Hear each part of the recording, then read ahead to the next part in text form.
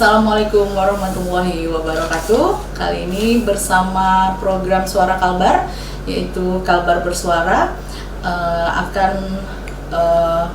mengajukan tema peran tenaga kesehatan menghadapi COVID di Kota Pontianak. Sudah bersama kami Ketua Ikatan Bidan Indonesia Cabang Kota Pontianak, Ibu Ida Nurul Aini. Assalamualaikum. Baik, pemirsa, Suara Kalbar mendapatkan data dari Dinas Kesehatan Kalimantan Barat pada 15 Oktober yang lalu bahwa Kalimantan Barat dengan kasus 1.357 orang terkonfirmasi dan 1.138 dinyatakan sembuh. Untuk itu sudah ada narasumber kita kali ini. Langsung saja pertanyaan pertama untuk Umi, terkait dengan bidan yang ada di Kota Pontianak ini, seperti apa kondisi bidan tenaga kesehatan yang ada di Kota Pontianak, Umi? Baik, Bu Dina, bahwa data selama ini yang sudah masuk ke kami selaku pengurus Ikatan Cabang Kota Pontianak itu terinfeksi atau terpapar tenaga kesehatan khususnya bidan yang baik yang ada di pelayanan tingkat dasar maupun tingkat lanjutan itu masing-masing. Di tingkat dasar ada 3 orang dan tingkat lanjutan itu 5 orang.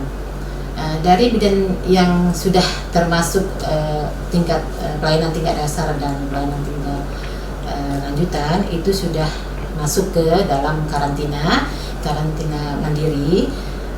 Yang 2 orang itu dirawat karena ada sesak, jadi kita dirawat di rumah sakit rujukan, yaitu Rumah Sakit Dr. Sudarso. Tapi dari sekian lama sudah karantina, semuanya sudah membaik dan kembali ke keluarga masing-masing. Baik, Umi, tadi udah dijelaskan jika ada beberapa tenaga kesehatan khususnya bidan terpapar COVID-19.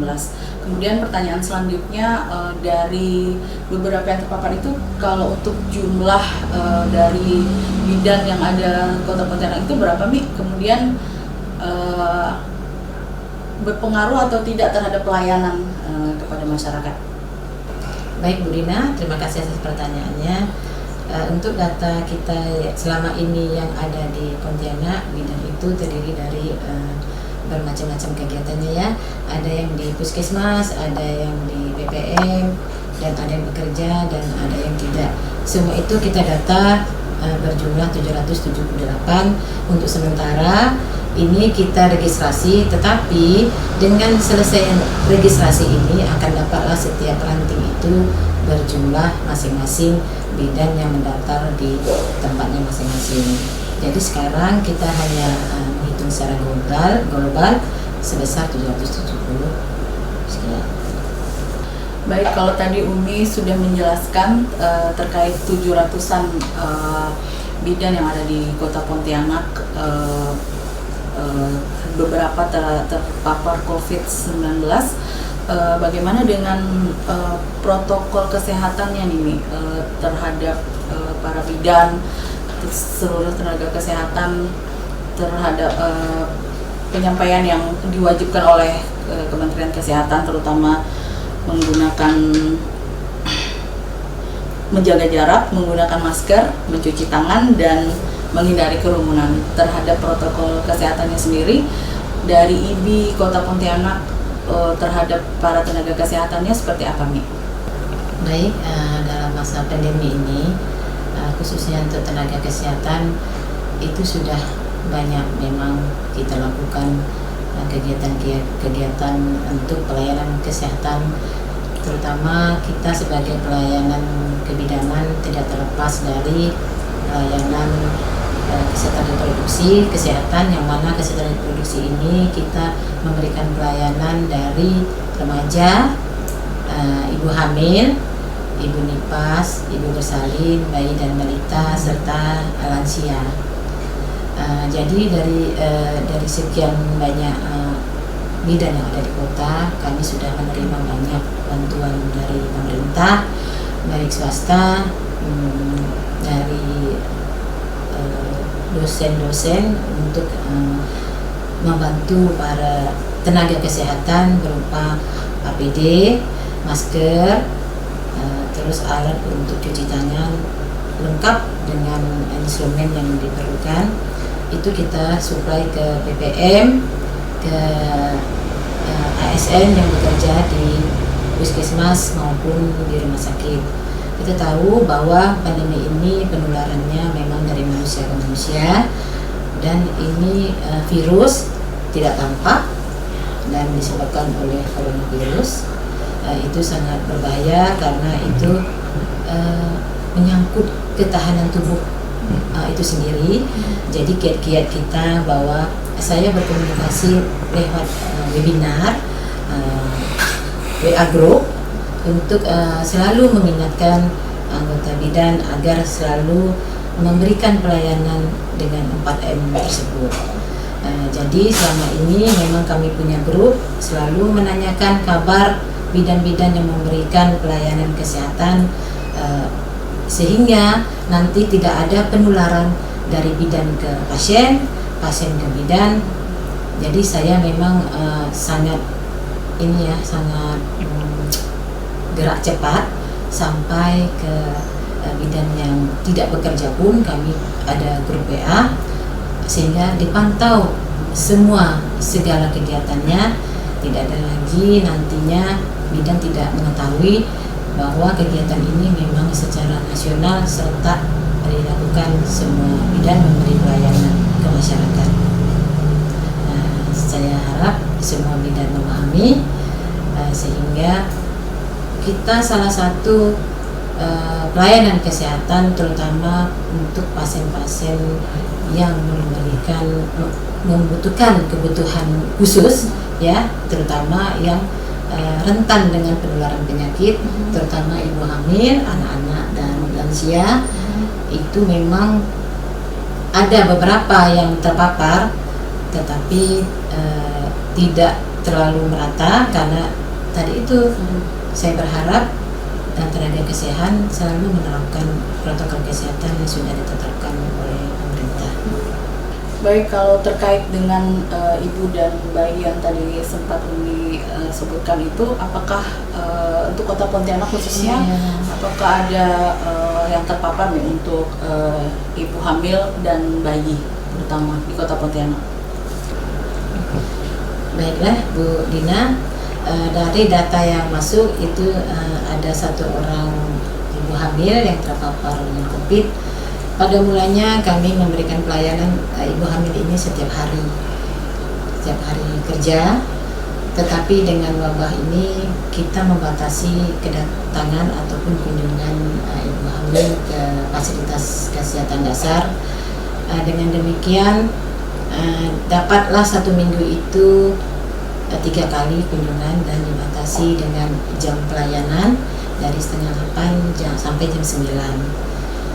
Jadi ibu-ibu hamil ini kita bagi dalam kunjungannya 1 bulan itu bisa dibagi lagi untuk kedatangan setiap hari, seminggu 3 kali. Dengan tadi itu yang saya bicarakan bahwa untuk kunjungannya kita batasi jam dengan jumlah pelayanan ibu hamil.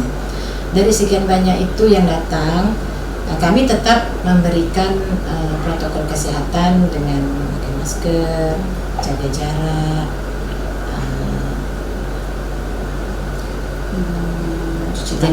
cuci tangan dan menghindari bergerombol.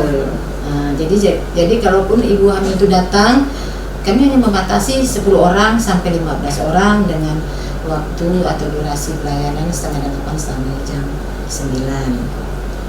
Sehingga nanti ibu hamil tidak itu kita takutnya bergerombolan, ya. Jadi kita panggil satu-satu, jadi ibunya itu datang ke puskesmas dengan tidak bercampur dengan penyakit-penyakit lain yang ada di puskesmas.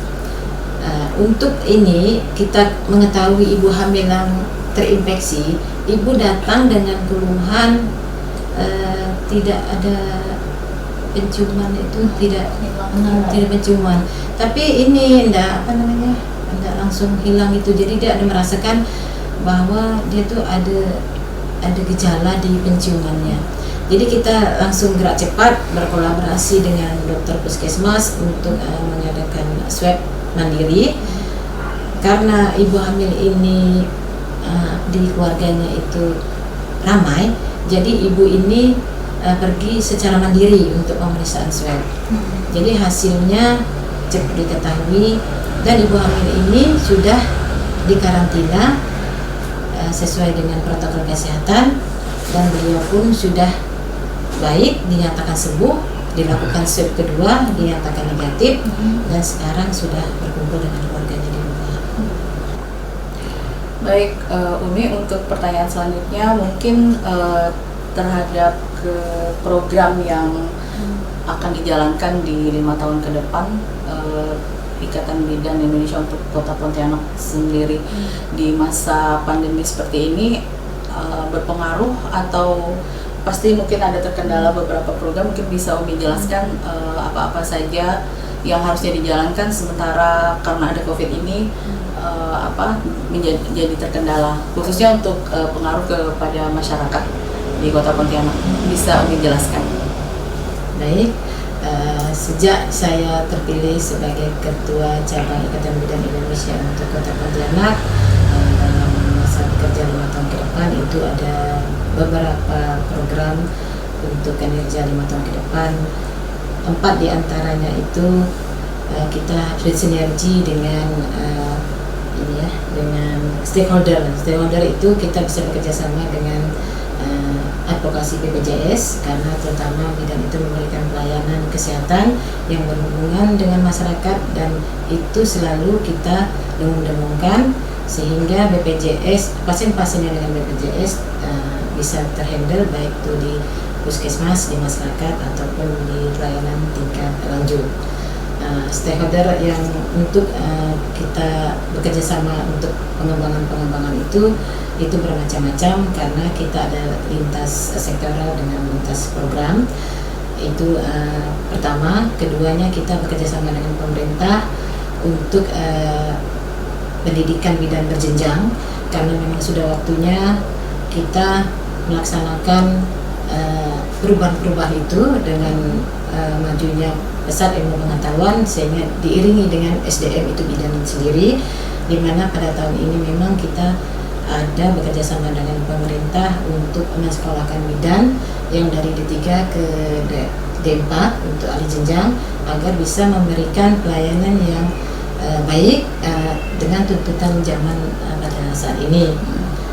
Ketiga, kita punya program juga untuk melengkapi sarana prasarana yang ada di kota, karena kita pada saat ini sekretariat itu belum memadai, sehingga itu bagian dari kinerja saya ke depan 5 tahun untuk mendirikan sekretariat yang memang representatif digunakan oleh anggota IBI Kota Pontianak untuk membahas segala perubahan-perubahan di bidan sendiri, baik pelayanan maupun komunikasi.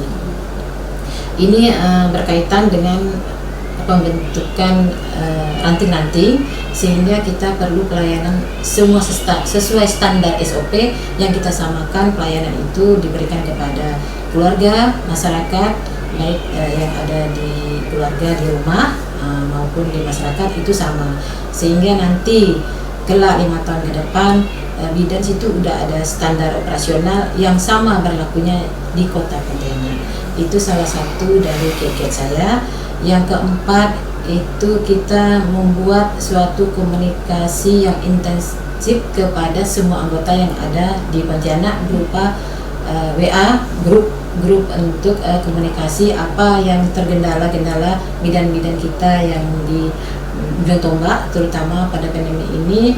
Bidan-bidan merasa kesulitan karena tadi itu kita tidak bisa lagi bertatap muka lebih lama dengan pasien-pasien, sehingga diperlukan inovasi setiap bidan, baik itu bidan yang di puskesmas, di bekerja sebagai swasta. Jadi sekarang kita memerlukan inovasi yang sangat baik kepada bidan tersebut, sehingga kita bisa berkomunikasi apa perubahan-perubahan yang memang terjadi untuk pelayanan selanjutnya. Terutama sekarang sudah ada ini standar kebidanan KMK 320 nomor 320 tahun 2020 itu membahas tentang standar profesi bidan. Itu banyak sekali perubahan-perubahan yang mencakup pelayanan pada bidan untuk masyarakat, sehingga memang sangat diperlukan kita mempunyai bidan-bidan yang tangguh dari SDM, dari inovasi-inovasi yang diberikan, sehingga ibu-ibu hamil ini mendapatkan segala kebutuhannya, informasi yang jelas dan tindakan-tindakan yang memang menyesuaikan dengan keadaan sekarang. Ini kita masih dalam tahap penyesuaian, karena pandemi ini kan dari bulan 2 hingga sekarang kita udah punya gebrakan-gebrakan. Apabila ibu hamil itu terpapar dengan COVID, kita mengadakan bantuan-bantuan berupa sembako, sehingga ibu hamil itu kalau misal di karantina dia bisa selalu mendapatkan suplai yang nutrisi yang baik. Kita bekerja sama dengan stakeholder dan pemerintah untuk menyalurkan semua nutrisi ibu hamil, ya, terutama ibu hamil itu kan memerlukan nutrisi yang baik. Kita support dari bidan-bidan praktek sampai ke bidan-bidan yang ada sebagai ASN. Itu kita sudah punya kegiatan. Kemarin kita waktu puting beliung di Jeruju, kita sudah menyalurkan berapa ratus kilo beras. Cuman kita kan tidak terekspos karena kita memang langsung karena saya turun sendiri kemarin ke TPI, tapi ada beberapa di situ dampaknya bidan yang terkena musibah itu kita supply sembako agar ibu hamil dan keluarga bisa terpenuhi karena pada saat ini juga banyak yang pasien-pasien kita bukan dari kalangan menengah ke atas tapi menengah ke bawah karena terbentur dengan ekonomi pada saat pandemi ini. Baik Umi, kita udah memasuki di pertanyaan yang terakhir. Mungkin harapan dari Umi sendiri selaku Ketua Ikatan Bidan Indonesia Cabang Kota Pontianak terhadap bidan, kemudian terhadap para ibu dan bayi menghadapi COVID, kemudian mungkin ada tips dari Umi sendiri bagaimana menghadapi situasi pandemi seperti saat ini. Baik, harapan-harapan saya selaku Ketua IB Cabang Kota Pontianak terutama untuk sesama bidan, karena kita dalam pendidikan kesehatan juga sudah dapat ilmu-ilmu dari kampus, yaitu tentang PPI itu pencegahan dan pengendalian infeksi. Itu saya harap bisa diterapkan dengan sangat baik, karena di situ diantaranya ada bagian dari PPI itu ada 11 kriteria, termasuk di dalamnya memakai masker, cuci tangan, jaga jarak, dan dilarang untuk banyak berkumpul atau bergerombol. Nah, di situ sudah ada bahwa PPI itu, kegiatan itu sudah memang kita dapatkan dari pendidikan yang tadinya memang kita kurang menerapkan itu ya, tapi sejak ada pandemi ini saya berharap itu sangat diterapkan oleh tenaga kesehatan. Kita menggali lagi, merefresh lagi bahwa ilmu yang ada di kampus itu memang betul kita harus terapkan. Itu sudah lama sebenarnya ya, bukan pada saat ini, tetapi dengan adanya pandemi COVID ini kita akan selalu berwaspada. Jangan sampai nanti bidan sebagai tenaga kesehatan baik itu nakes dan para nakes bisa menularkan ke pasien. Untuk ibu-ibu hamil kami punya kiat-kiat tertentu bahwa di wilayah masing-masing itu punya grup WA untuk tenaga kesehatan, di mana ibu-ibu hamil itu bisa menanyakan sesuatu apapun yang berkaitan dengan kesehatan ibu hamil, karena kunjungan untuk pemeriksaan kehamilan kita batasi. Jadi ibu-ibu hamil itu tidak terlalu banyak kontak dengan orang lain. Jadi kita buat grup, jadi apapun masalah ibu hamil kita bisa memberikan solusi, dan bila perlu kita bekerja sama dengan kader-kader kesehatan di masyarakat untuk memantau kesehatan ibu hamil tersebut. Tapi bukan hanya ibu hamil, karena pelayanan di bidang kebidanan ini sangat luas, termasuk kesehatan reproduksi tadi yang pertama saya sudah paparkan, bahwa itu diberikan kepada lansia. Juga kita akan selalu pantau dengan remaja ya. Remaja itu kita ada kegiatan memberikan vitamin berupa tambah darah ya, karena itu program pemerintah karena untuk mencegah anemi pada remaja. Untuk ibu-ibu hamil kita juga punya kiat-kiat tertentu untuk menyalurkan gizi ya, gizi tambahan gizi itu dari pemerintah juga ada, sehingga kita bisa langsung antar ke rumah pasien itu. Di samping juga kegiatan kebidanan dari organisasi itu berupa vitamin, kita penambahan vitamin agar ibu-ibu pada masa kehamilan tidak terjadi anemi. Di puskesmas juga ada kegiatan untuk pemeriksaan HB secara rutin ya, itu dilakukan memang pada trimester pertama dan trimester ketiga. Di dalam BA group itu kita kan bisa memantau pada ibu-ibu hamil yang memang sudah masuk trimester pertama yang belum pemeriksaan lengkap untuk laboratorium, kita akan kunjungan sehingga semua kegiatan-kegiatan bisa terhandle. Untuk bayi itu juga ada waktunya, karena itu disertai dengan ibu akan membawa bayinya ke tempat fasilitas kesehatan yang sudah tadi saya sampaikan, bahwa di puskesmas itu dibagi waktunya, tidak setiap hari, itu seminggu 3 kali.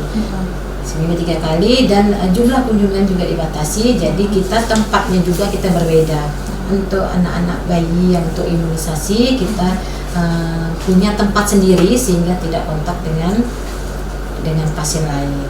Untuk lansia kami juga punya trik tersendiri, bahwa lansia itu apabila datang ke pelayanan kesehatan memang mereka didulukan dari yang datang yang hanya untuk berobat yang biasa, tapi lansia ini perlu perhatian khusus karena lansia ini kan mudah terpapar dengan kasus COVID ini, sehingga kalau memang nanti datang ke puskesmas kita akan mendahulukan untuk pasien-pasien yang diprioritaskan. Di samping itu juga ibu hamil juga kita memberikan penyuluhan bahwa untuk mengkonsumsi nutrisi yang baik, bukan hanya dari vitamin kita supply, tapi konsumsi makanan juga harus diperhatikan, istirahat yang cukup, dan selalu kontak dengan kesehatan apabila ada informasi yang dibutuhkan dari ibu hamil. Tidak luput dari itu juga kita memperhatikan juga harapan dari tenaga kesehatan ya, selalu menjaga kesehatan dirinya, tidak hanya kita selalu bersentuhan dengan hal-hal dengan penyakit ini kan, jadi kita juga menjaga imunitas diri kita sendiri sehingga kita tidak menularkan penyakit yang kita bawa dari luar ke pasien. Ya, selalu berdoa dan ingat pesan ibu 4M itu kita selalu terapkan dimanapun kita berada. Baik, demikian pemirsa perbincangan kami dari Suara Kalbar dalam Kalbar Bersuara bersama Ketua IBI Kota Pontianak. Terima kasih Umi untuk waktu dan kesempatannya. Sehat selalu dan jangan lupa 4M, selalu menjaga jarak, menggunakan masker, mencuci tangan, dan menghindari kerumunan. Assalamualaikum warahmatullahi wabarakatuh.